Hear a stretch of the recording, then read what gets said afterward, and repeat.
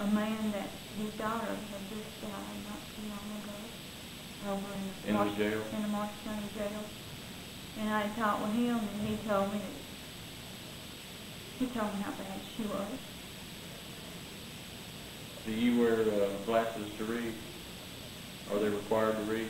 I can't read that unless it's real huge print. The documents that they had you to read, did they offer to read them to you? Did they explain them to you?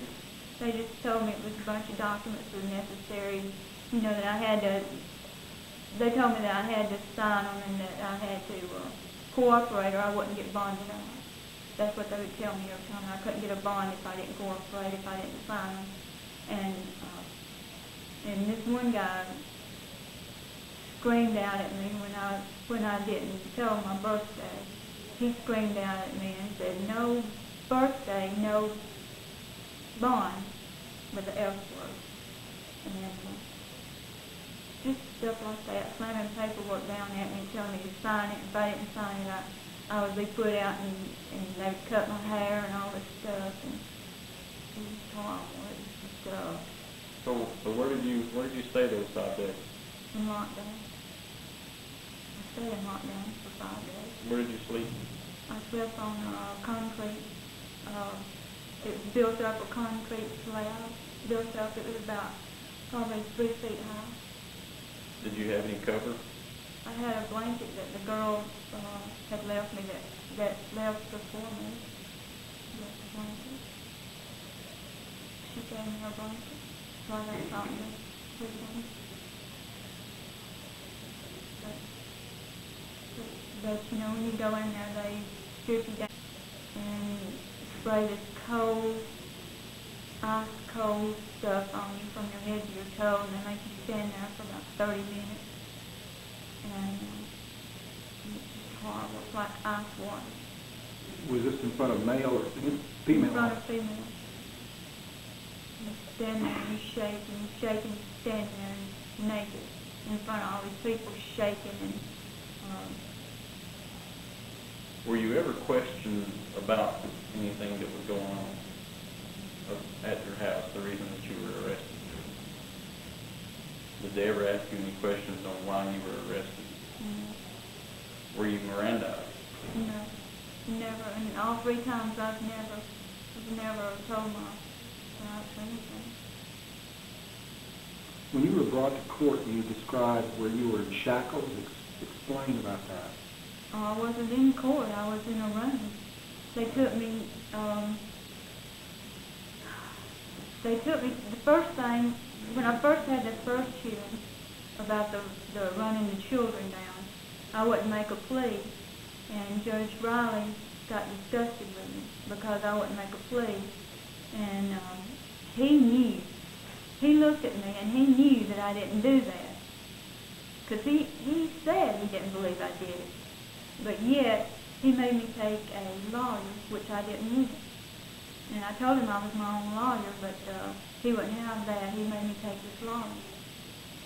And that was the first time, because I wouldn't make a plea, because I wouldn't plead to being something that I did not do.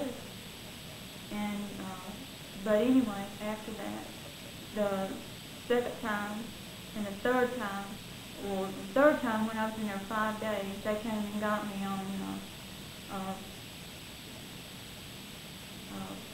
Monday night. They came and got me, and they had me shackled. My feet were shackled together. My hands were shackled to my waist, and they came and got me. And I didn't know where they was taking me.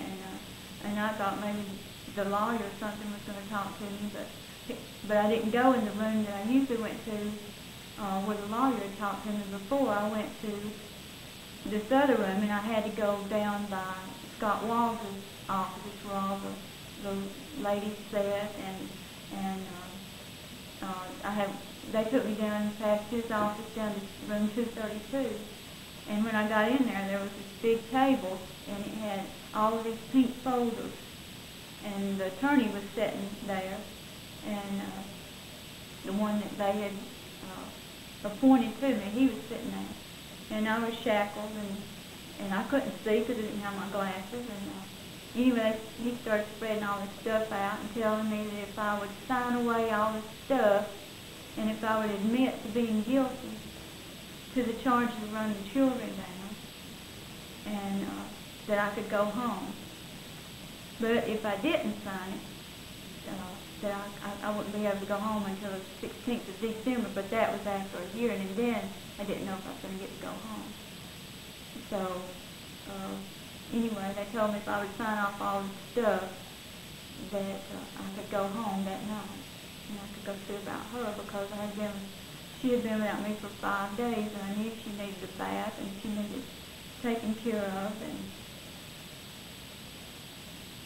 I feared for her life, I feared for my life, because I didn't know what to expect, because of what I'd already been charged against me that I knew I hadn't done, and I knew what they could come up with, and I got scared because I knew what had happened to that other woman that was in there, and I was under duress so bad that I went in, and I don't know what I signed. I really don't know what I signed because I couldn't see, and I was shackled, and I was hurting so bad because my arm, I have cancer in my arm right here, and when it gets cold it hurts so bad I cannot hardly see it. And that hearing is still coming up? You still have that hearing coming up? I think so. I think it's in February this week. They said they put all these together and that I wouldn't have to worry about anything, that everything would be dismissed except I'd be on probation for 2 years. And they told me that I could, go home. So I don't know what I signed, and I have no idea because I didn't have my glasses. Who was actually present at that, where you signed the document? Who was there at the time?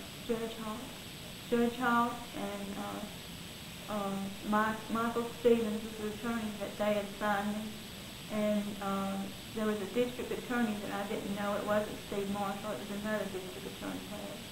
And then there was another man standing at the door, and there was two deputies on there standing at the door. Did you make it known that this was under duress? I told him. I said I told the lawyer that You made it known that I am innocent of this, that this will get me out to be with my sister. That's what I told him. I said I didn't do any of this, but I said I've got to get home and see about her, and like I said, I was scared for my life and her life, because I didn't know what was going to happen to her either. And so do you plan on calling the judge as a witness when you go back to court and recant your statement, recant your plea of guilty? All the judges will be there.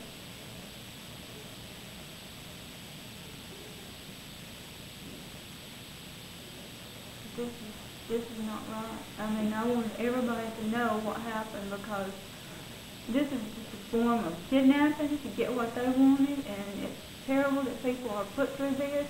I've been under so much stress, I don't sleep. So what's happened since you've been out? I've been away from home because I can't go home. Are you afraid to go home? I'm afraid to go home because if people can make up this kind of lies about you, then I'm afraid to go to the mailbox, because they could say I did something I didn't do, or anybody could say I did something I didn't do. So I figure if they don't see me, they can't say I did something. I mean, it's already getting to the point where I couldn't even go to my mailbox without him driving past my house all the time.